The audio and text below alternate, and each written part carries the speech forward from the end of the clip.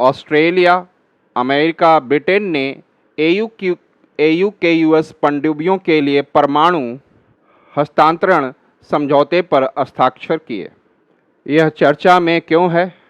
Australia ने 2021 AUKUS सुरक्षा समझौते के तहत अपने नौसैनिक बेड़े को परमाणु ऊर्जा से चलने वाली पनडुब्बियों से लैस करने की अपनी योजना के आगे बढ़ाते हुए परमाणु सूचना और सामग्री के आदान प्रदान के लिए संयुक्त राज्य अमेरिका और ब्रिटेन के साथ एक समझौते पर हस्ताक्षर किए हैं।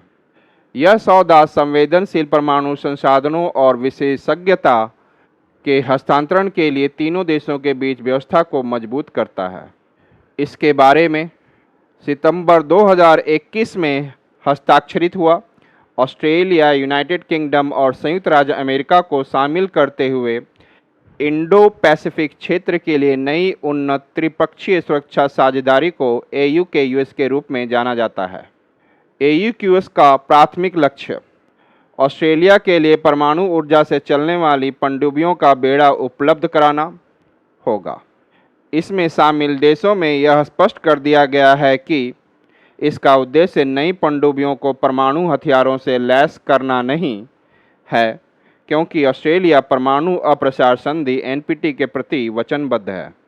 इस सौदे की मुख्य बातें: संयुक्त राज्य अमेरिका ने 2030 के दशक के प्रारंभ तक ऑस्ट्रेलिया को 3 अमेरिकी वर्जीनिया श्रेणी के परमाणु ऊर्जा चालित पनडुब्बियों देने की योजना बनाई है तथा आवश्यकता पड़ने पर 2 अतिरिक्त पनडुब्बियां खरीदने का विकल्प भी रखा है।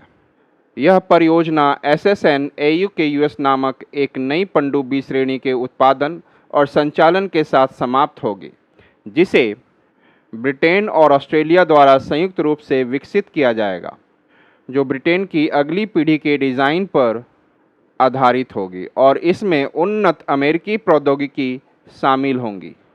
इस सौदे का महत्व: पहला, अमेरिका के लिए क्या है?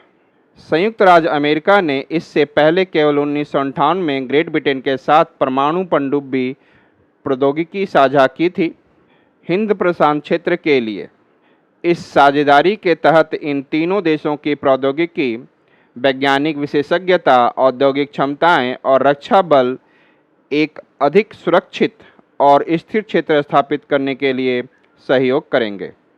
कुछ विश्लेषणों का अनुमान है कि इस साझेदारी से इस क्षेत्र में हथियारों की होड़ बढ़ सकती है। ऑस्ट्रेलिया के लिए इसके फायदे: ऑस्ट्रेलिया ने इससे पहले कभी परमाणु ऊर्जा से चलने वाली पनडुब्बियों का संचालन नहीं किया है, इसलिए यह पहल प्रशांत क्षेत्र में उसकी नौसैनिक क्षमताओं को बढ़ाएगी, विशेष रूप से इस क्षेत्र में चीन की आक्रामक कार्रवाइयों के मद्देनज़र। हालांकि आलोचकों का तर्क है कि इस समझौते से बीजिंग के साथ संबंधों में तनाव पैदा हो सकता है, जिसका ऑस्ट्रेलिया पर नकारात्मक प्रभाव पड़ सकता है। भारत के लिए इसके फायदे: यह नया समझौता क्षेत्र में चीन के प्रभाव को संतुलित करने के वैश्विक प्रयासों में योगदान देगा। ऑस्ट्रेलिया और भारत हिंद प्रशांत क्षेत्र में रणनीतिक साझेदार हैं और ऑस्ट्रेलिया की मजबूत स्थिति का गठबंधन को और मजबूत कर सकती है। फ्रांस के लिए इससे संबंधित: फ्रांस ने इस समझौते पर असंतोष व्यक्त किया है तथा इसे विश्वासघात बताया है। ऑस्ट्रेलिया ने पहले फ्रांस से 12 अटैक श्रेणी की पनडुब्बियां खरीदने की प्रतिबद्धता जताई थी, लेकिन इस नए समझौते के कारण यह अनुबंध अब रद्द हो गया है। चीन इस समझौते को किस प्रकार देखता है? चीन ने हिंद प्रशांत क्षेत्र में नए सुरक्षा गठबंधन के गठन की आलोचना करते हुए कहा है कि ऐसे गठबंधन को अन्य देशों को निशाना नहीं बनाना चाहिए। चीन का मानना है कि यह सहयोग क्षेत्र को अस्थिर करेगा, हथियारों की होड़ को बढ़ाएगा तथा वैश्विक अप्रसार प्रयासों को कमज़ोर करेगा।